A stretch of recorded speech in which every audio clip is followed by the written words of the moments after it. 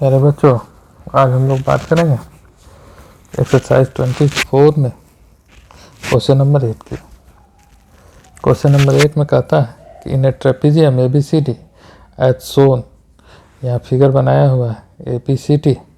इसमें कहता है कि AB पैरेलल टू DC है, दिया भी हुआ है AB पैरेलल टू DC है, और AD बराबर DC, मतलब ये AD बराबर DC बराबर BC बराबर 20 सेंटीमीटर, मतलब ये तीनों का वैल्यू है 20 centimetre. And angle A equals to 60 degree, और ये एंगल 60 डिग्री दिया हुआ है। तो आपको कहता है कि AB का लेंथ फाइंड करना है। AB कितना लंबा होगा ये आपको बताना है।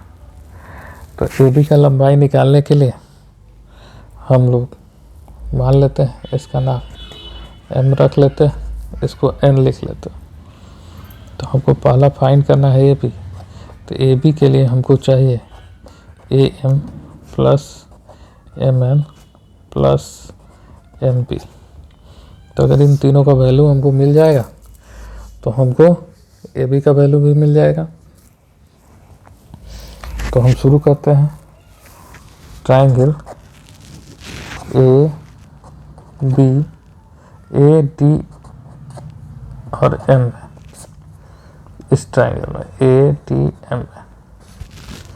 ADM में AD इक्वल्स टू दिया हुआ है AD इक्वल्स टू दिया हुआ है 20 सेंटीमीटर, और एंगल DAM इक्वल्स टू है 60 डिग्री। साथ ही साथ एंगल DMA इक्वल्स टू है 90 डिग्री, मतलब ये एंगल है 90 डिग्री। तो राइट एंगल ट्रायंगल है। तो इसमें हम लोग फार्मूला लगा देते हैं।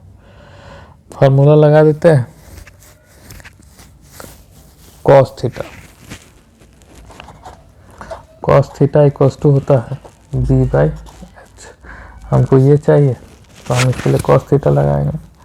तो इसका मतलब cos 60 डिग्री इक्वल्स टू हो जाएगा AM अपॉन AD, और AM का वैल्यू तो हमको पता नहीं है, निकालना है, और AD का वैल्यू है 20, और cos 60 डिग्री इक्वल्स टू होता है 1/2।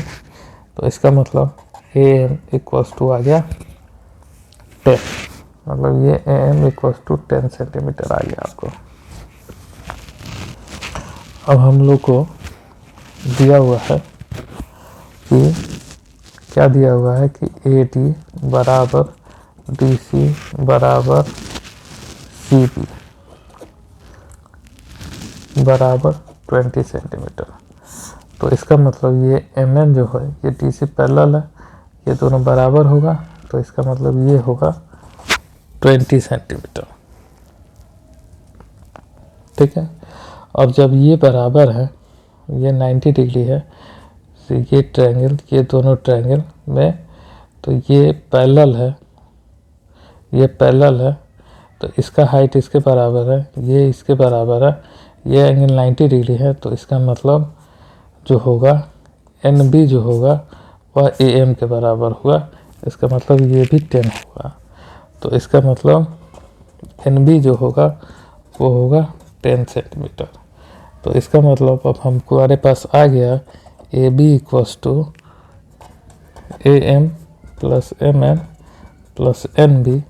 तो हमारे पास आ गया 10 centimetre plus 20 centimetre plus 10 centimetre. तो इसका मतलब हम लिख सकते हैं 40 सेंटीमीटर। अब इसी के दूसरे पार्ट में हमको निकालना है, इसी क्वेश्चन के दूसरे पार्ट में distance between AB and DC, AB और DC के बीच में डिस्टेंस निकालना है। मतलब इसको हम अगर निकाल दें DM या CN की लंबाई लेंथ, तो हमारा distance between AB and DC आ जाएगा। तो इसके लिए हम क्या करेंगे कि इसी ट्रायंगल में, ट्रायंगल ADM में, पहले वाले क्वेश्चन के लिए जो हम लोगों ने cos थीटा निकाला था, अब उसमें अगर हम sin थीटा निकाल दें तो ये आ जाएगा। तो इसमें क्या क्या दिया हुआ था, तो AD बराबर था 20 centimetre, angle DAM equals to था 60 डिग्री और एंगल DMA इक्वल्स टू है 90 डिग्री। तो हम लोग इसमें लगा देते हैं साइन थीटा, जो कि होता है P/H। तो इसका मतलब हो गया कि साइन 60 डिग्री इक्वल्स टू हो जाएगा DM अपॉन AM। तो ये हो जाएगा DM अपॉन AM बराबर है, सॉरी AM नहीं AD, DM अपॉन AD और AD बराबर है 20 और साइन 60 बराबर होता है √3/2। तो इसका मतलब हो गया DM इक्वल्स टू हो गया 20√3/2 मतलब 10√3 और √3 बराबर होता है 1.732। तो 10 इंटू 1.732, तो इसका मतलब हो गया 17.32।